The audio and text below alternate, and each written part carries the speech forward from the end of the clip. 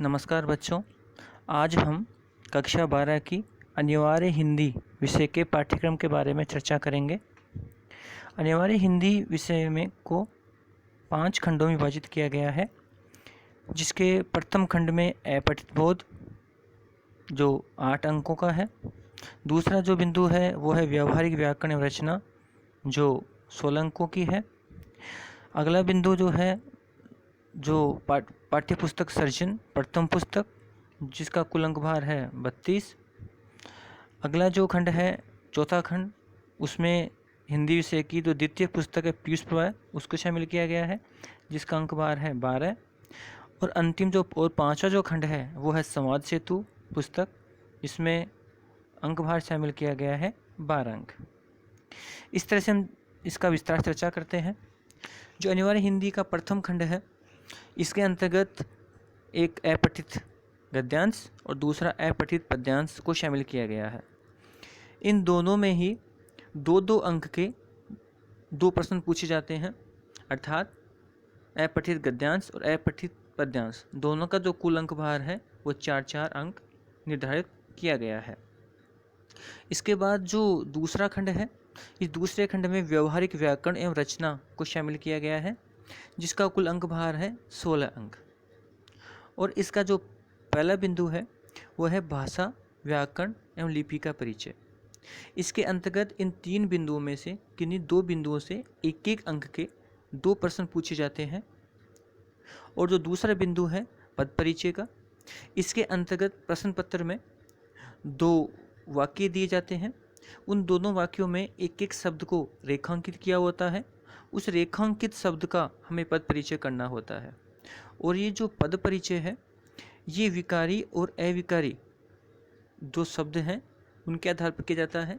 और विकारी और अविकारी शब्दों का विस्तार से वर्णन हम कक्षा 11 में कर चुके हैं। उसके बाद जो तीसरा बिंदु है वो आता है शब्द का। शब्द का एक प्रश्न पूछा जाता है 2 अंक का।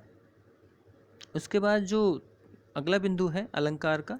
अलंकार के अंतर्गत 8 प्रकार के अलंकार शामिल किए गए हैं। उनमें से किसी एक अलंकार पर 2 अंक का एक प्रश्न पूछा जाता है। अगला जो बिंदु है वो है पारिभाषिक शब्दावली का। इसके अंतर्गत 2 अंग्रेजी के शब्द पूछे जाते हैं और उनका हमें हिंदी में अर्थ लिखना होता है। उसके बाद जो अगला बिंदु है वो है पत्र एवं प्रारूप लेखन का। इसके अंतर्गत 5 प्रकार के पत्र शामिल किए गए हैं, जो हमें बिना विकल्प के प्रश्न पत्र में देखने को मिलता है, और उस पर हमें पत्र प्रारूप लिखना होता है। उसके बाद दूसरे खंड का जो अंतिम बिंदु है वो है निबंध लेखन का। निबंध लेखन विकल्प से मिलता है और किसी एक विषय पर हमें निबंध लिखना होता है, जिसका अंक भार है 4 अंक। इसके बाद जो अगला और जो तीसरा खंड है, उसमें हिंदी की प्रथम पुस्तक सर्जन को शामिल किया गया है, जिसका कुल अंक भार है 36 अंक। और इस पुस्तक में गद्य और पद्य पाठ शामिल किए गए हैं। इनसे एक व्याख्या गद्य से विकल्प सहित, एक व्याख्या पद्य से विकल्प सहित, और दोनों व्याख्याओं का अंक भार है वो 4-4 अंक निर्धारित किया गया है। इसके बाद गद्य और पद्य से 2 निम्नात्मक प्रश्न पूछे जाते हैं और दोनों ही हमें विकल्प सहित मिलते हैं। और इस तरह से दोनों निम्नात्मक प्रश्नों का अंक भार 8 अंक। और इसके अलावा सृजन पुस्तक से ही 4 लघुत्तरात्मक स्तर के प्रश्न, और जो प्रत्येक प्रश्न 3-3 अंक का है वो शामिल किया गया है। और सृजन पुस्तक से ही एक लेखक या कवि दोनों में से किसी एक का हमें साहित्यिक परिचय करना होता है, जिसका अंक भार है 4। और इसी तृतीय खंड का जो अंतिम बिंदु है, जिसमें 1-1 अंक के 2 अति लघुत्तरात्मक प्रश्न पूछे जाते हैं। आगे जो चौथा खंड है, इस चौथे खंड में हिंदी की द्वितीय पुस्तक पीयूष प्रवाह को शामिल किया गया है, जिसका कुल अंक भार है 12।